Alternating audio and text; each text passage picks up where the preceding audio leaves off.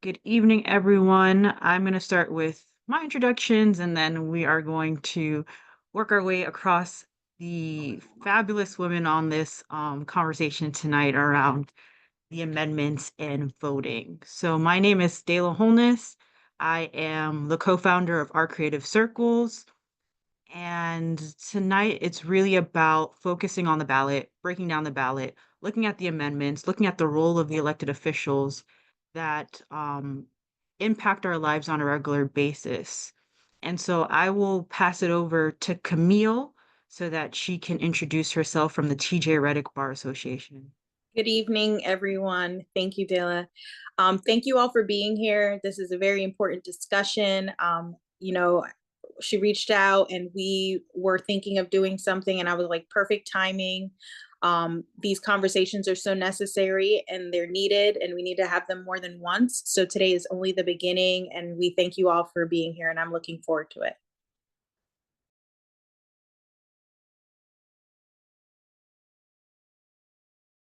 And then Kirsty, if you introduce yourself, and then after Maria, and then you can go into the presentation. Good evening, everyone. My name is Kirsty Miles. I serve as the Government Relations Director for the Urban League of Broward County. And I love to tell folks that we are in the business of building generational wealth. But the only way that we can build generational wealth is if we get out and vote. And so I'm happy to be on this wonderful Zoom tonight, engaging and informing the general public on why their vote is crucial in this election and in every election. So thank you so much for having us.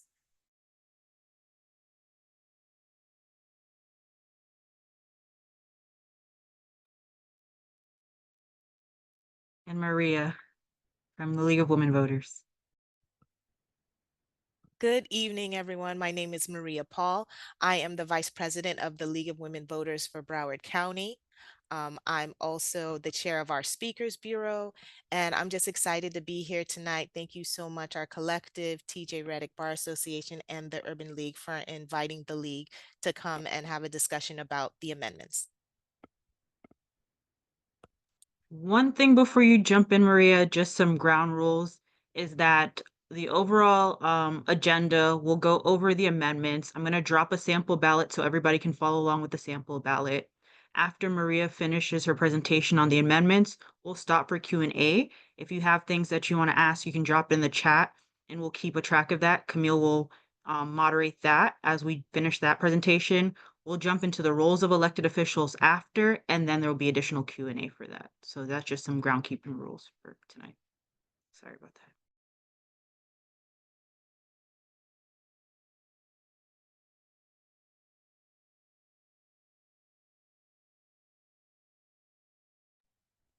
Okay, so I can just get started? All right, perfect. Once again, good evening. Let me just share my screen.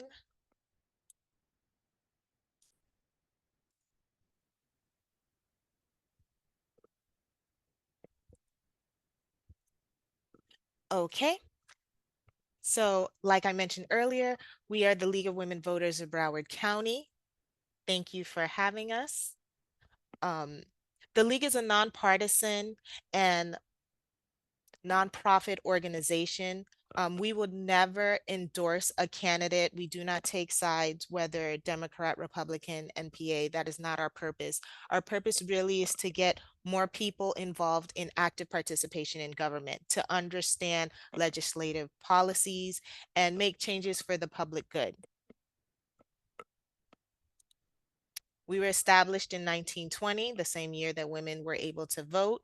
We do welcome men since 1972, and we serve all voters, and as I mentioned before, promote good governance. So the purpose of today's meeting is Decision 2024. Here are the topics we usually touch upon, but today, because I know our audience are well-informed voters, I don't want to go into detail talking about why we don't vote, because I know everyone in the audience are productive citizens. So we're going to jump right into the amendments. Okay, so as we know, the amendments, and let me move this here. So as we know, there are 6 amendments on the ballot for November 5th. And there are 5 ways to actually get amendments on the ballot. The first is legislative amendment proposals. This requires 3/5 of the House and the Senate's approval. Citizens initiative, which is very popular. This requires signed petition. So many times you may see people approaching you, telling you to sign this petition. And a couple of our amendments tonight were brought on by Citizen Initiative. Constitutional Revision Commission and Taxation Commission, both of those meet every 20 years.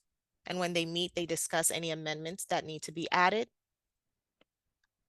And the final way is the Constitutional Convention. However, a constitutional convention has never been called or used to propose any amendments.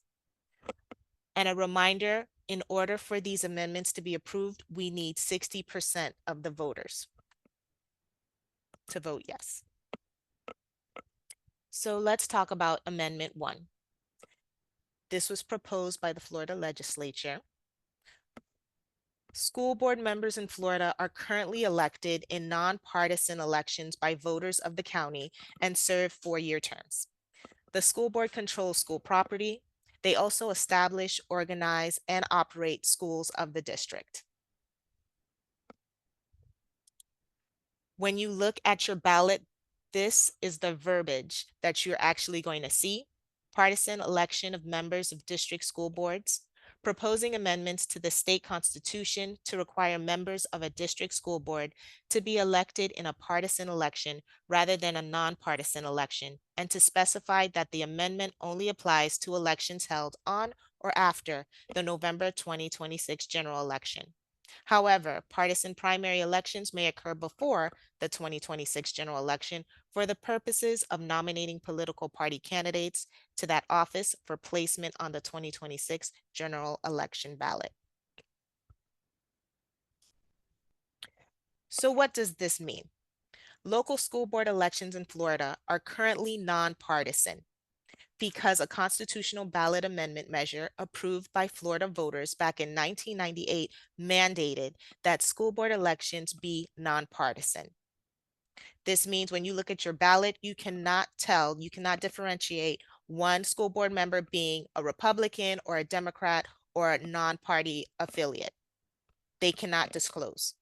40 other states have nonpartisan school board elections. In a nonpartisan election, all registered voters, regardless of party affiliations, can vote in the August election for the candidates of their choice. This is the primaries. In addition, candidates for school board races, like candidates for all nonpartisan offices, are currently prohibited from campaigning based on party affiliation. By law, primaries for partisan elections in Florida are closed. In a closed primary, only voters registered with a political party can vote for candidates in that party's primary election. Voters registered as NPAs or no party affiliates with or minor party affiliation cannot vote in a closed primary election. So this excludes about 30% of registered Florida voters.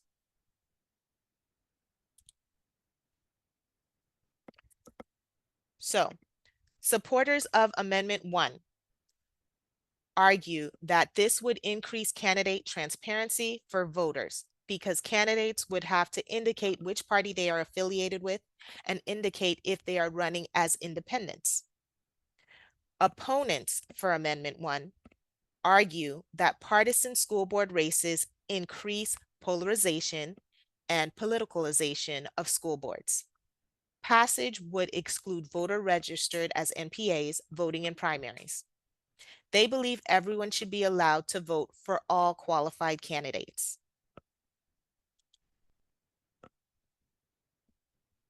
As I mentioned before, Amendment 1 was proposed by the Florida legislature, and you can see it was voted along party lines with the Republicans in the majority.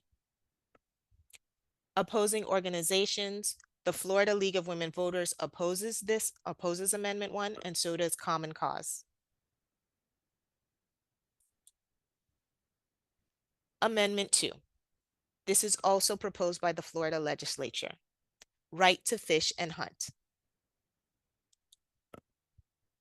On the ballot, you'll see this passage, right to fish and hunt, proposing an amendment to state constitution to preserve forever fishing and hunting, including by the use of traditional methods, as a public right and preferred means of responsibly managing and controlling fish and wildlife. Specifies that the amendment does not limit the authority granted to the Fish and Wildlife Conservation Commission under Section 9 of Article 4 of the state constitution.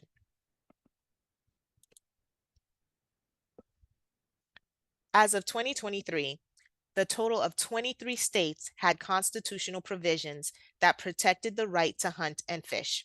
However, only 11 of these 23 states specify in their constitution that hunting and fishing shall be the preferred means of managing and controlling wildlife and fish. The right to hunt and fish is already in our Florida statutes. The amendment would place hunting and fishing ahead of other non-lethal means for managing Florida wildlife.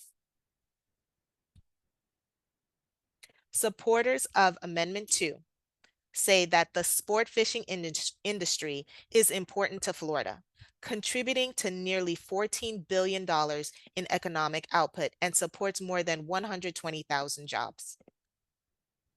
Persons wishing to hunt or fish must still obtain a permit. There is no revenue loss. Florida Fish and Wildlife Conservation Commission still has the authority to regulate hunting and fishing. Opponents of Amendment 2 say there is already a statute that provides the right to fish and hunt, and fear amendment could be used to limit government's right to control hunting and fishing in the state. Using hunting and fishing as the first rung approach for managing wildlife rather than scientific methods could have catastrophic effects on wildlife in Florida as a best method of wildlife management, and may not be the same for all wildlife.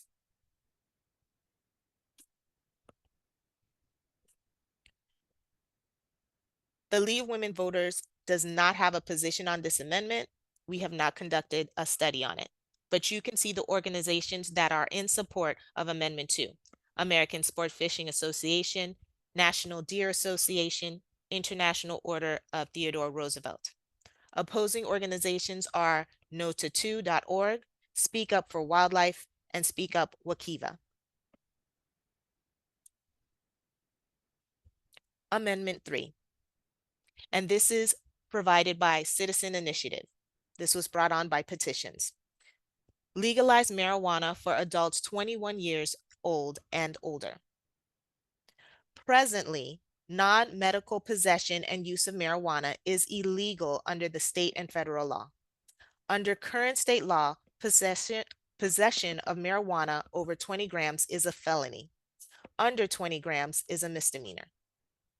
Medical use of marijuana was adopted by Florida voters in 2016 by a vote of 71% to 29%. This is what you will see on the ballot. Adult personal use of marijuana allows adults 21 years or older to possess, purchase, or use marijuana products and marijuana accessories for non-medical personal consumption by smoking, ingestion, or otherwise. Allows medical marijuana treatment centers and other state licensed entities to acquire, cultivate, process, manufacture, sell, and distribute such products and accessories. Applies to Florida law. Does not change or immunize violations of federal law. Establishes possession limits for personal use. Allows consistent legislation, defines terms, and provides effective date.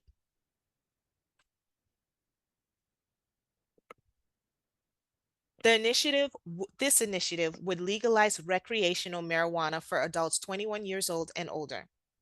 Individuals would be allowed to possess up to 3 ounces of marijuana, about 85 grams, with up to 5 grams in the form of concentrate. Existing medical marijuana treatment centers would be authorized under the initiative to sell marijuana to adults for non-medical personal use. The Florida State Legislature could provide by state law for the licensure of entities other than existing medical marijuana treatment centers to cultivate and sell marijuana products. The current statutory framework for medical marijuana is repealed 6 months after the effective date of passage of this amendment. A new regulatory structure for both recreational and medical will be needed. Nothing in this amendment shall permit the operation of any vehicle, aircraft, train, or boat while under the influence of marijuana.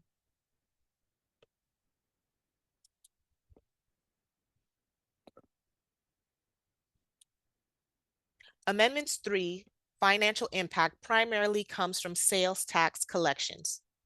Based on other states' experiences, expected retail of non-medical marijuana would generate at least $195 million annually once the retail market is fully operational.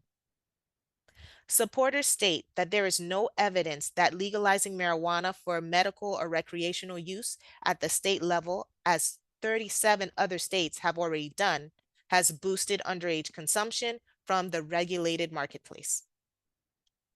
If legalized, Florida users will have accountability, transparency, and regulations in place. Legalization also leads to a decreased rate in gangs committing violent crimes. Violent crimes in states where marijuana was legalized has dropped by 12.5%. In fact, the continued illicit market sale of marijuana perpetuates a culture of criminality. Opponents of Amendment 3 and Nick Gorele of medical marijuana dispensary, My Florida Green, states that the medical patient doesn't belong in the same arena as the recreational. Although recreational will use it for the medical purposes, but it does get a little convoluted and confusing. And that's the whole reason we want to try to keep it as separate as possible. It's not fair for recreational bill or movement to step on the heads of the people who are sick, who are debilitated, and who are funding these dispensaries. Those dispensaries are taking the money to foot a bill to create a recreational movement to create profit.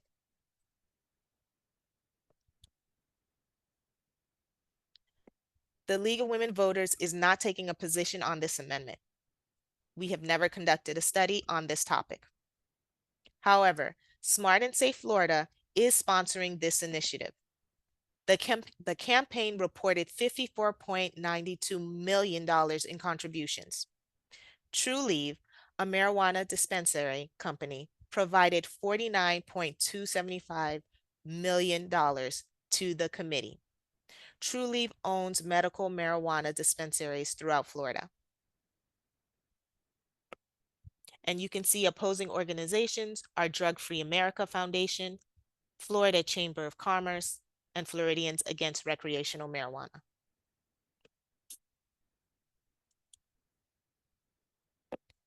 Amendment 4. This was also proposed by a citizens initiative. Abortion access. In June 2022, the U.S. Supreme Court ruled in Dobbs versus Jackson's Women's Health Care Organization that there is no federal constitutional right to abortion and overturned Roe versus Wade, effectively turning abortion policy decisions over to the states. Since then, 7 ballot measures addressing abortion have been on state ballots. 4 measures, Vermont, Michigan, California, and Ohio, were sponsored by groups who describe themselves as pro-choice. All 4 measures were approved by voters. In Kansas, Kentucky, and Montana, campaigns by groups describing themselves as pro-life were defeated by voters. In November, Maryland will join Florida in voting on a constitutional amendment to create a right to abortion. Here is the text you'll see on your ballot. No law shall prohibit, penalize, delay, or restrict abortion before viability or when necessary to protect the patient's health, as determined by the patient's health care provider. This amendment does not change the legislature's constitutional authority to require notification to a parent or guardian before a minor has an abortion. Important definitions and terms to be familiar with. In the state of Florida, the term fetal viability is defined by Florida law as having the stage of fetal development when the life of a fetus is sustainable outside the womb through standard medical measures. Florida law provides that a healthcare provider means a physician licensed under Chapter 458, an osteopathic physician licensed under Chapter 459, a podiatric physician licensed under Chapter 461, or an advanced practice registered nurse, APRN, under Statute 464-0123.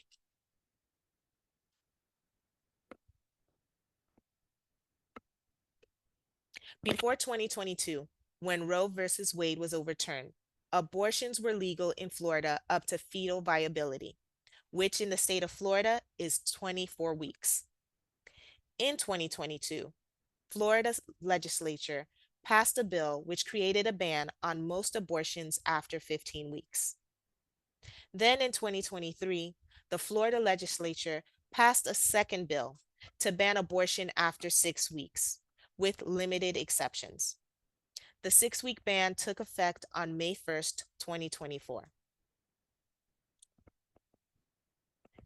The current 6-week ban offers exceptions for rape, human trafficking, and incest up to 15 weeks of pregnancy, but requires documentation such as a police report or restraining order.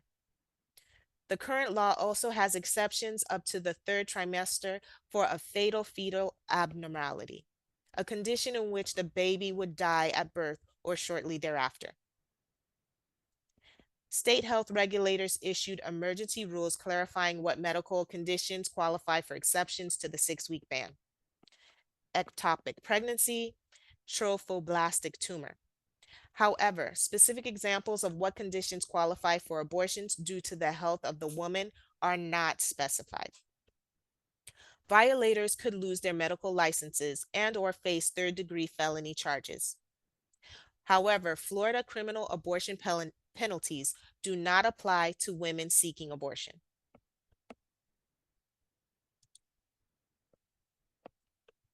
Proposed Amendment 4 provides that the government cannot interfere with a woman's decision to have an abortion up to viability.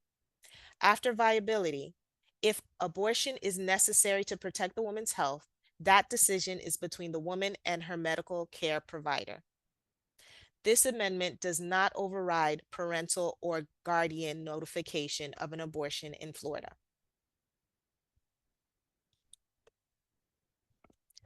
Supporters of Amendment 4 say all Floridians deserve the freedom to make personal medical decisions, free of government intrusion. There are many reasons women seek abortion: failed birth control, rape, incest, or carrying a pregnancy to term would endanger their lives. Opponents of Amendment 4 say the amendment is too vague and will lead to an unregulated abortion industry. The amendment does not require an actual MD to determine if an abortion is necessary to protect the mother's health or if fetus is viable. Just a healthcare provider. Reminder, under Florida law, healthcare provider is not limited to doctors, so employees of abortion clinics who are not doctors would be able to approve late-term abortions. Note, as stated previously, Florida law, Statute 381.026, provides that a healthcare provider means a physician licensed under Chapter 458, an osteopathic physician licensed under Chapter 459, a podiatric physician licensed under Chapter 461, or an advanced practice registered nurse, an APRN, registered under Statute 464-0123.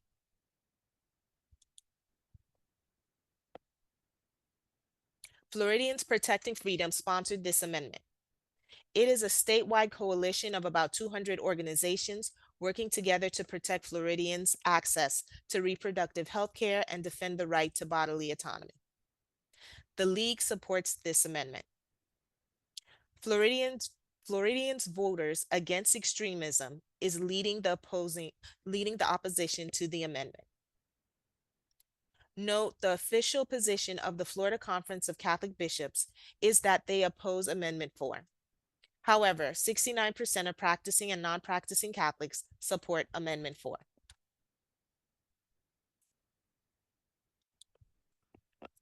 Amendment 5. Annual Homestead Inflation Adjustment.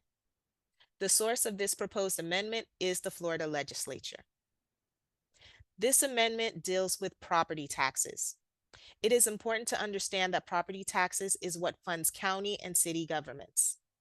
State government is funded by sales tax.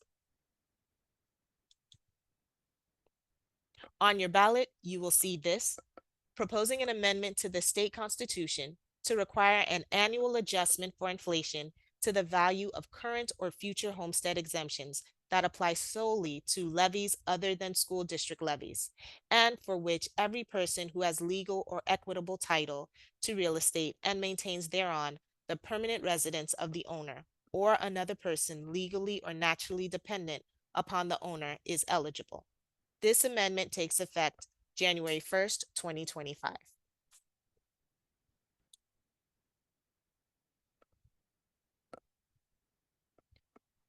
If you own your home and your primary residence is in Florida, you can obtain a homestead exemption, which reduce your property taxes.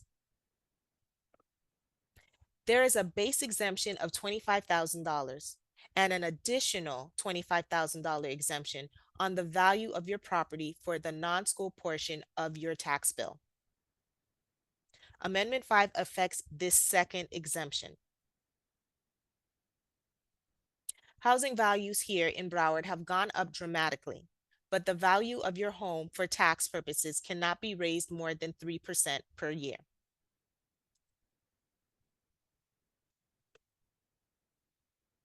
So notice here it says if property is appraised at or more than $50,000, then the value between $50,000 and $75,000 is exempt from all taxes except school taxes.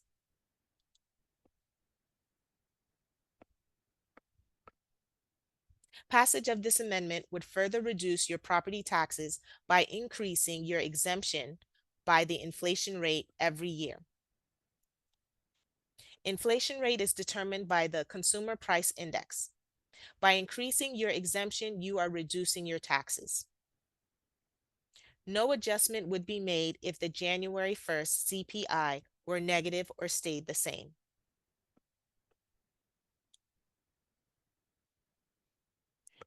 So here's Amendment 5 summary using an example.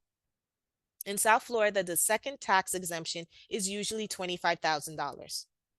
Assuming the inflation rate is 3% on January 1st, 2025, then the value of the second tax exemption would increase from $25,000 to $25,750. Increasing the exemption lowers your tax bill. Supporters of Amendment 5 say the amendment could lead to more savings for homestead property owners. It will help seniors and low-income residents to be able to continue to live in their homes on their own. Opponents of Amendment 5 say the amendment would reduce revenue available to cities and counties by millions of dollars in lost taxes. This loss of revenue could lead to less services by local governments. It could also lead to higher costs to renters and consumers. Owners of rental units and businesses do not receive this tax exemption. A state analysis found taxes in fiscal year 2025 to 2026, the first year of implementation, would be an approximate reduction of $22.8 million in tax revenue, growing to an approximate reduction of $111.8 million by 2028-2029, assuming current tax rates. The state governments rely on sales taxes, but local governments rely heavily on property taxes. for their revenue in order to pay for local services like police, senior services, parks, etc.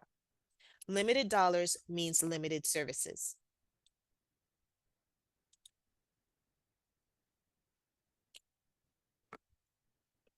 The League of Women Voters is not taking a position on Amendment 5. The Florida legislature vote was close to party lines votes with the Republicans in the majority. Opposing organizations are the Florida League of Cities.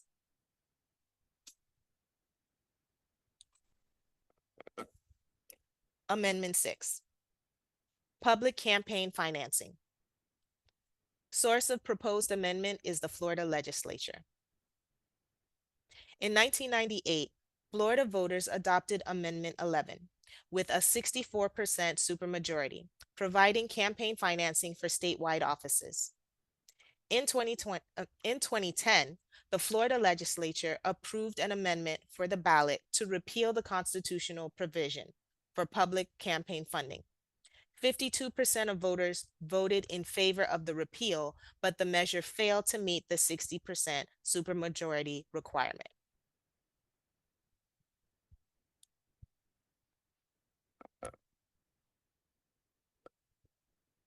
So, campaign financing law, what is it?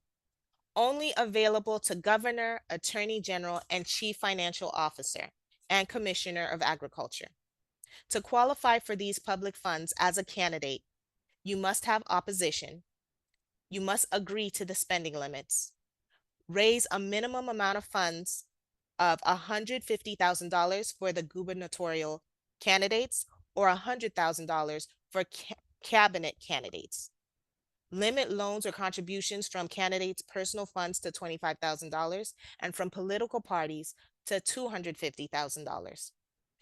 Report campaign financing data to divisions of elections and participate in a post-election audit.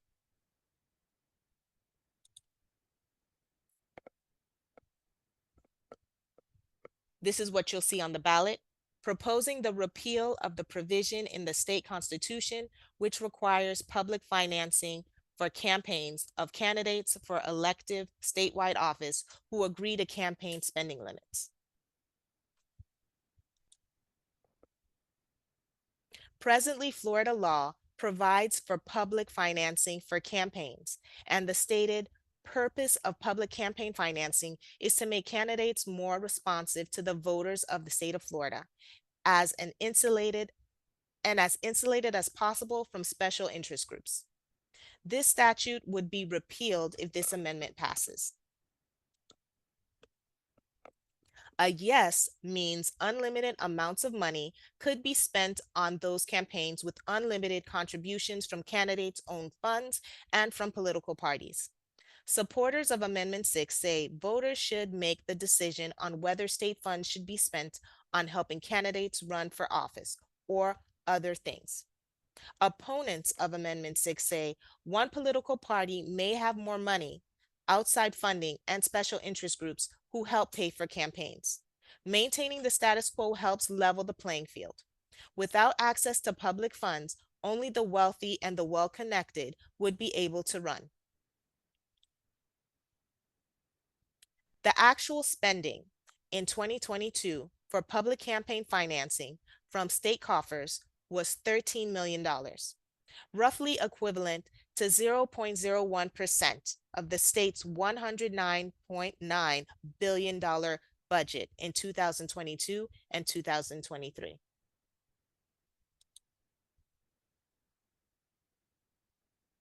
The legislative vote was close to party lines, with the Republicans in the majority. They are in support of Amendment 6. Opposing organizations are Common Cause, and the League of Women Voters opposes Amendment 6.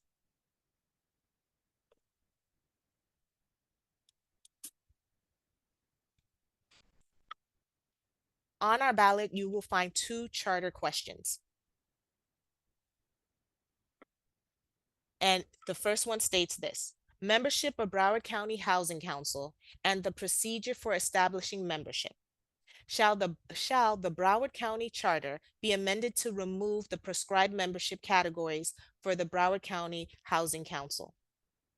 Council to allow the Broward County Board of County Commissioners to establish the membership of the council by ordinance, and to provide that the council be composed of at least 17 voting members and no more than 19 total members. Yes or no? Unlike the amendments where you need 60% of the vote, charter questions simply require 50 plus 1 of the votes to pass. Unlike the Florida Constitution, as I mentioned before, you need 50 plus 1 to pass. Broward County Housing Council serves in an advisory capacity to the county commission and facilitates coordination between the county, municipalities, and the business community, and not-for-profit groups to address housing issues, including but not limited to affordable housing, workforce housing, and homelessness. The voters of Broward County added the Broward Housing Council to the Broward County Charter with a majority vote in 2008. As will be shown in the next slide, there have been problems with maintaining adequate membership of the council as dictated by this current charter.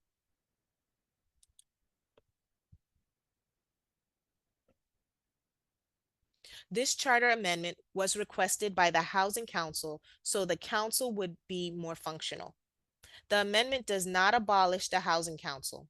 The amendment simply changes how the membership categories are determined, shifting from being mandated within the charter, where there is no flexibility, to being determined by a county ordinance.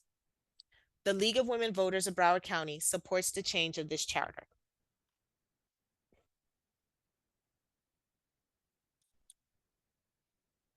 Broward County Charter question number 2. Expansion of Broward County Inspector General's authority. On the ballot, you'll see that it's asking, amends the Broward County Charter to allow Broward County Inspector General to provide Inspector General services to the School Board of Broward County and the constitutional officers of Broward County, if the applicable entity, the school board or the constitutional officer, contracts with the Broward County Office of Inspector General and with Broward County regarding such Inspector General services. It's a vote of yes or no. Once again, you need, for this charter to pass, you need 50% plus 1 of the votes. The mission of the Broward Office of Inspector General, the OIG, is to act as an independent watchdog for the residents of Broward County. The Office of Inspector General and how it operates is outlined and detailed in the Broward County Charter and was established with voter approval in November 2010. The Inspector General is selected by the Inspector General Selection Oversight Committee. Currently, the investigative authority of the Inspector General extends over all elected appointed officials, employees, and contractors of Broward County and of all municipalities within Broward County. The school board district was not included in the charter change of 2010. The school board has requested this amendment, which would add school board members, superintendent, and district employees under the OIG. The League of Women Voters of Broward County supports this change to the charter.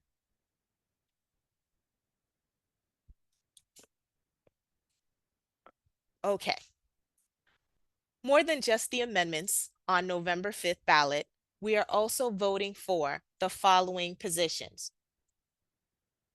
So this is what is important. U.S. President and Vice President, U.S. Senator, U.S. House of Representatives, Florida State Senators and Representatives. We've already discussed the 6 constitutional amendments, city, county, local races, charter questions, Circuit Court Judge Group 18 and Circuit Court Judge Group 10, and the retention of Florida Supreme Court District Court of Appeal judges.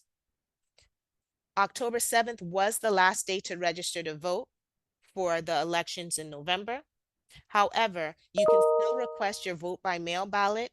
Last day is by October 24th, 5 p.m. Early voting at 29 early voting sites are available. Early voting takes place October 21st through November 3rd from 7 a.m. to 7 p.m. If you are already registered to vote, it is a good idea to check your voter's registration record and update it if necessary. For example, if your address is your address correct? Have you recently moved? Your address determines which elected officials you will vote for in local races and where you would go to vote in person on election day.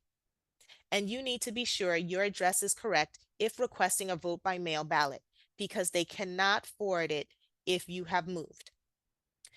This is the website for the Broward County Supervisor of Elections office. You can also call them at this number. If you are not registered, you've missed the deadline. The deadline was October 7th for the November election.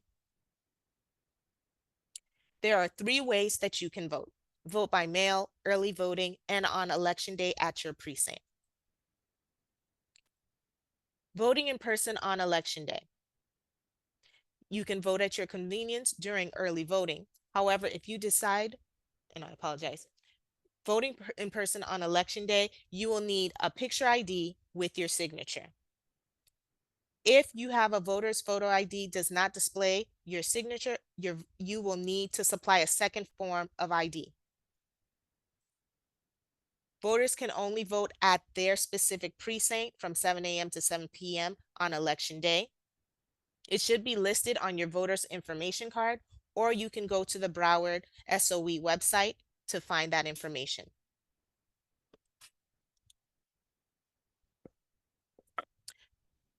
Voting in person, early voting. Vote at your convenience during early voting. For the November 5th election, the early voting period is October 21st through November 3rd from 7 a.m. to 7 p.m. every day. There are 29 early voting locations in Broward County. You will need your photo ID and signature to vote early. If you do have a vote by mail ballot, you can drop off your completed vote by mail ballot inside its mailing envelope, signed on the outside, at all early voting site locations during the days and hours when they are open. There are special boxes for dropping off your vote by mail ballot. Early voting locations, as mentioned before, you can look up in the Supervisory of Election website, www.browardvotes.gov. The League of Women Voters Broward County recommends that you request a vote by mail ballot for the upcoming elections, even if you don't intend to vote in person. Vote by mail ballots cannot be forwarded, but they can be folded and mailed in another envelope. For example, if you have a college student who is attending college away from home, you can mail the ballot to that student. During early voting or on election day, when a voter checks in to vote in person, the poll worker can see if someone requested a vote by mail ballot. If the voter has not returned a vote by mail ballot, or the vote by mail ballot has not been received yet by the Supervisor of Elections office, the poll worker can see the information in their database, and the voter will be provided with a new ballot to vote in person. If the database indicates a vote by mail ballot has been received, the voter will not be given a new ballot. If the voter insists there is a mistake, that voter will be given a provision ballot, which is not scanned and is kept separate from regular ballots. The SOE office and canvassing board will investigate further. You do not have to bring your vote by mail ballot you received to the polling location to receive a new ballot.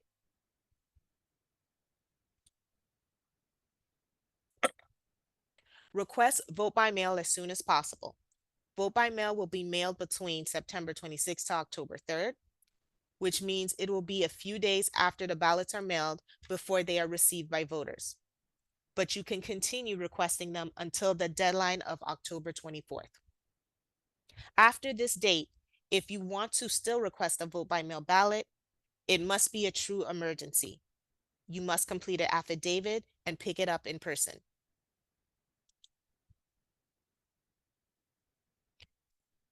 As this is the information you'll need to request a vote by mail ballot, you go to the SOE website at www.browardvotes.gov.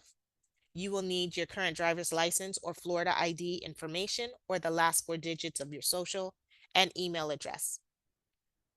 The SOE's office number is provided below. And the reason why they ask for your email address, in the event there is an error and they need to reach you, they want to make sure they can get in touch with you. Make sure your vote by mail ballot counts. Inside your ballot, you'll receive a privacy sleeve. You can place your voted ballot inside the privacy sleeve before placing it inside the mailing envelope.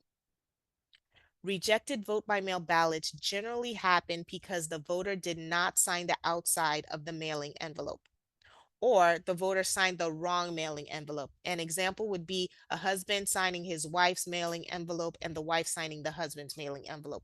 Make sure that the barcodes match.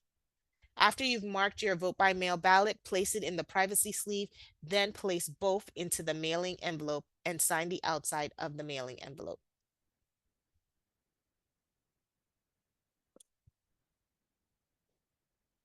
You can mail your completed ballot, or you can drop them off at any of the early voting locations during the days and hours that they are open. You can also drop off at the Supervisor of Elections offices. On Election Day, ballots must be received, not postmarked, by 7 p.m. to still be counted. There are no drop boxes at polling locations on Election Day. You can exchange your vote by mail ballot for a new ballot and vote in person instead.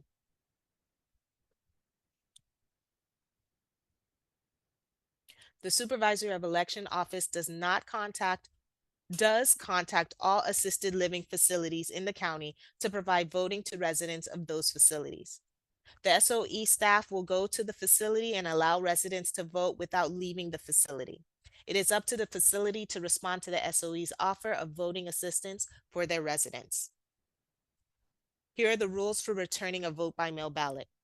Voter can only return at drop boxes. Voters can return their own vote by mail ballot and those of their immediate family, plus 2 more. 2 more can be friends or non-family neighbors. A definition of an immediate family member can be the voter's spouse, parent, child, grandparent, grandchild, or sibling. And parent, child, grandparent, grandchild, or sibling of voters' spouses.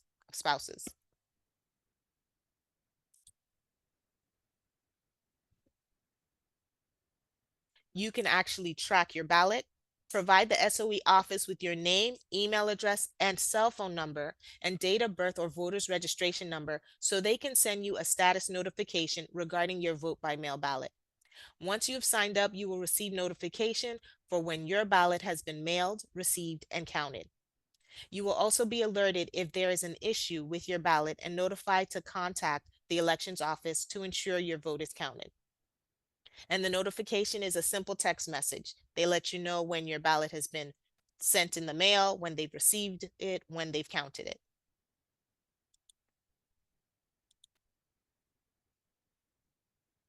If you're still trying to figure out who to vote for or how to vote amendments and questions, you can go to the League's award-winning website, vote401.org.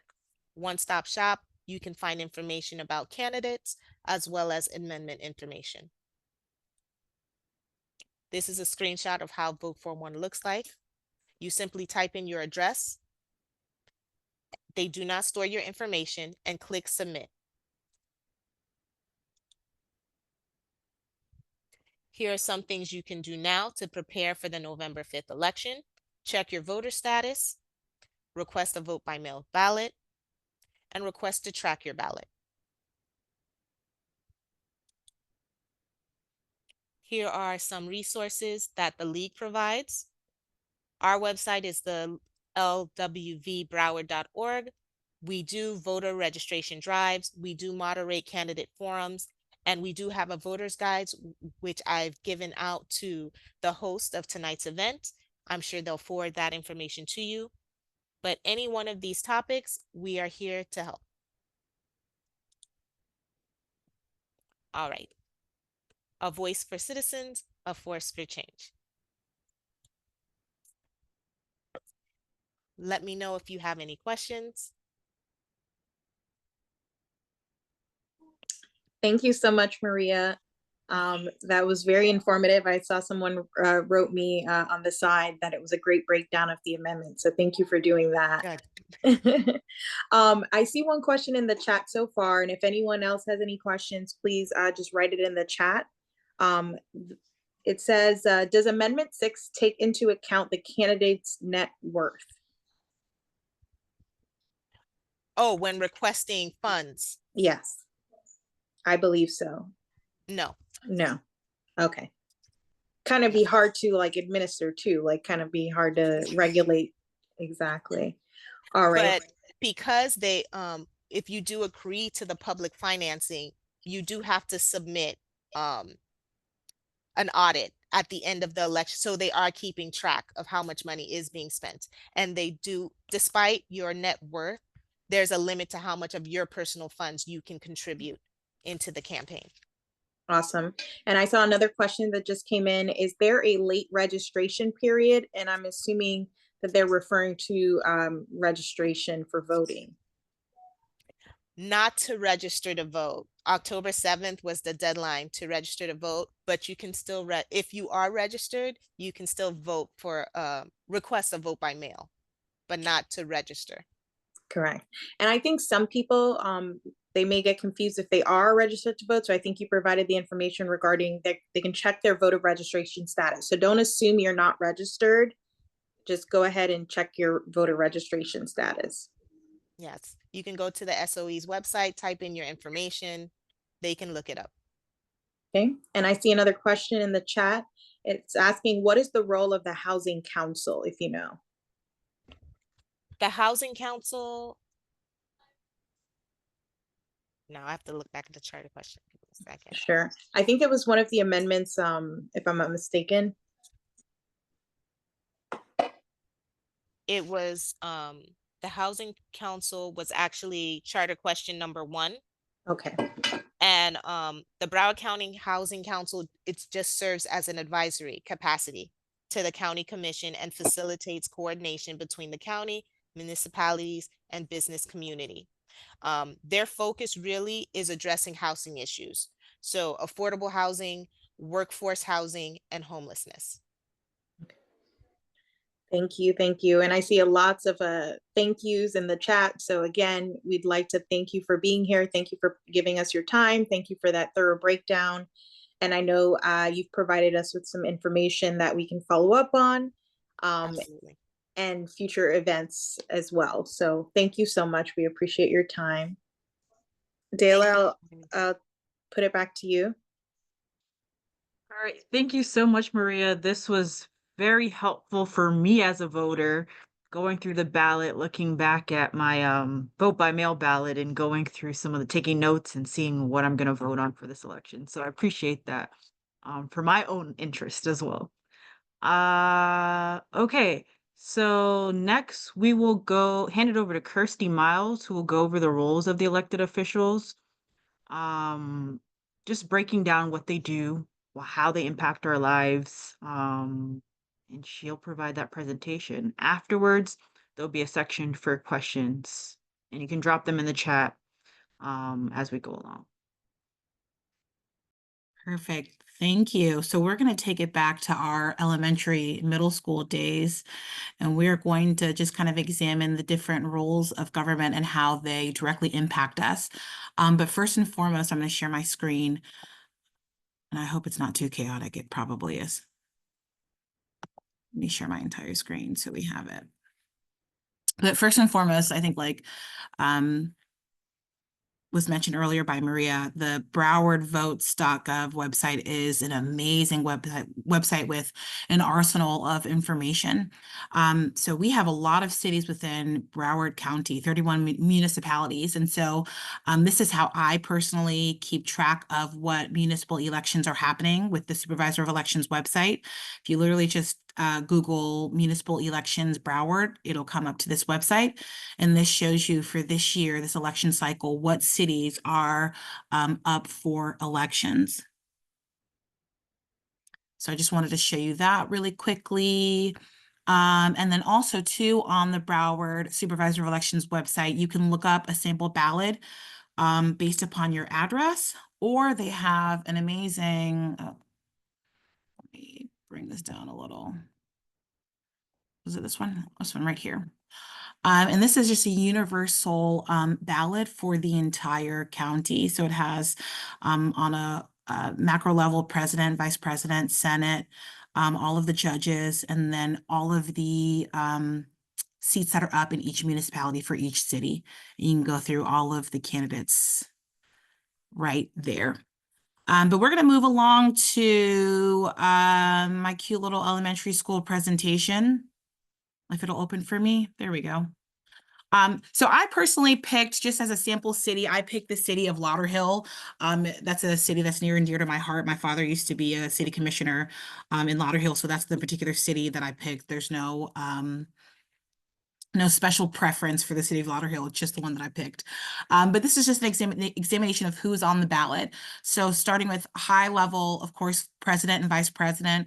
Unless you live under a rock, you have hopefully been following the presidential elections. And we've got, of course, Kamala Harris and Tim Walz, Green Party, Jill Stein and Butch Ware, and Donald Trump and J.D. Vance. We also have 2 write-in candidates, the Libertarian Party, and a few other parties as well. And of course, the president is the head of state for the U.S. But most importantly, they're responsible for carrying out and enforcing laws of the United States. More importantly, selecting cabinet members who will then serve in different federal agencies, ambassadors to different nations, and of course, most importantly, as we've seen in the news, nominating Supreme Court justices that will then have an impact on our laws. For us here in Florida, U.S. Senator Rick Scott is up for election.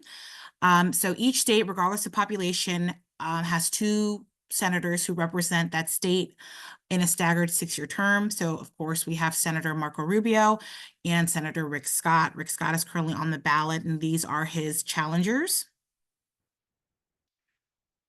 And of course, he's a representative for us in the U.S. Senate. The U.S. Senate is a little more conservative than the House of Representatives. And so we take some of our cue in terms of public policy from the U.S. Senate. So we want to make sure that whomever is representing us, and if we think about the state of Florida, we have a very diverse state. We want to make sure that they're representing all interests of the state of Florida, which includes rural Tallahassee all the way down to Palm Beach, Broward, and Miami-Dade County. I don't need to explain the importance of retention of judges to a crowd full of lawyers, but I will nonetheless. So on our ballot, currently we have the retention of Justice Francis and Justice Sasso.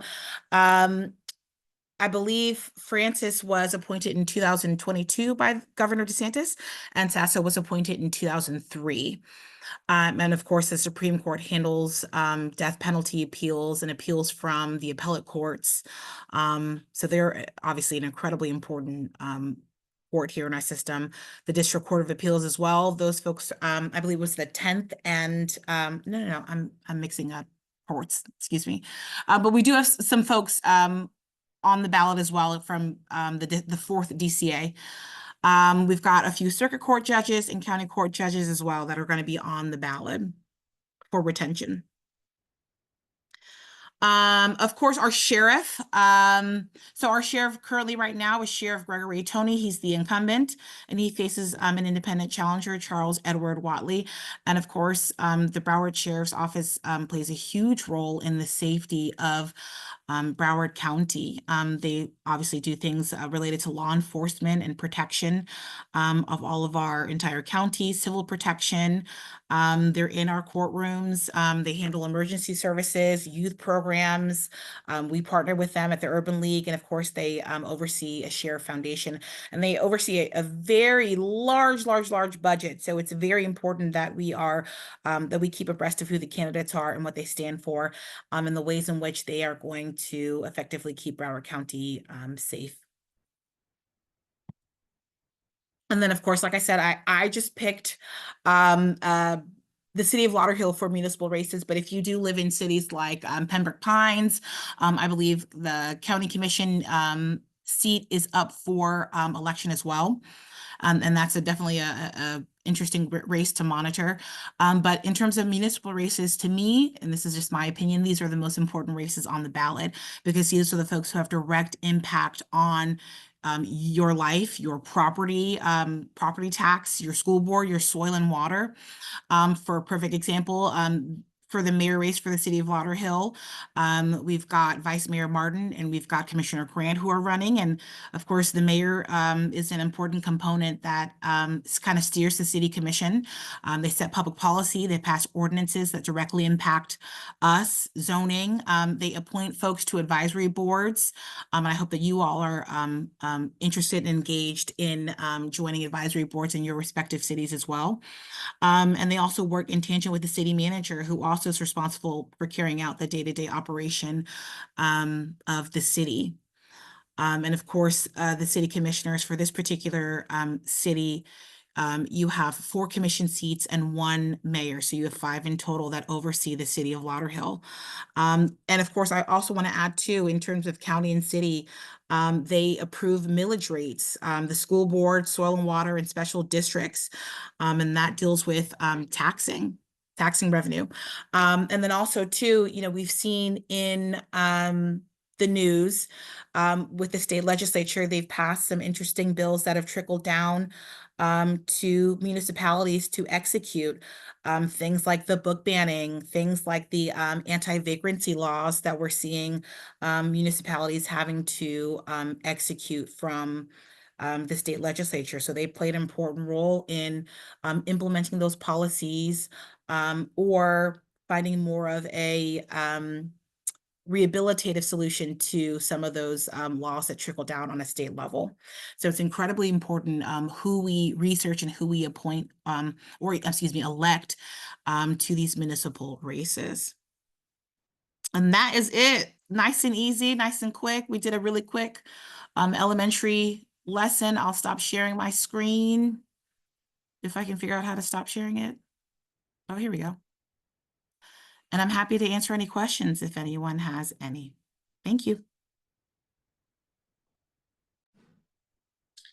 I thank you so much, Kirsty. I don't see any questions or commentary right now in the chat, but I will reiterate how important it is for us to do the down ballot voting, you know, not just stop at the president or, you know, the vice president, but the city. They say what all politics are local, right? The saying goes. So definitely just as big an impact on our community as selecting the president and vice president as well. So thank you for sharing those with us. I don't know if there's anyone who has any questions while we're still on. Thank you all for joining us. Dela, if you have anything else you want to share.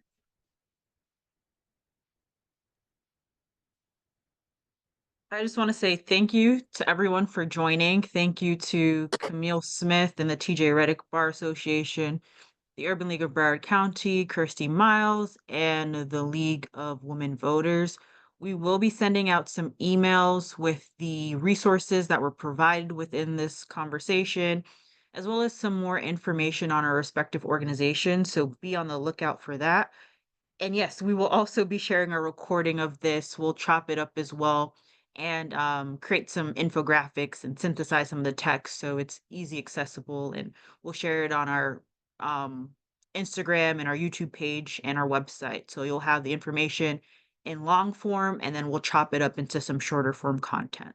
So that will be available. If you have any additional questions, feel free to reach out to me, to anyone who moderated the call, TJ Reddick Bar Association or Maria Paul. I'm sure they'll be happy to answer. And if they can't answer, they'll redirect it to the right person. That's it for me. Make sure you get out and vote. Definitely. Thank you all. Have a good night. Thank you. Good night.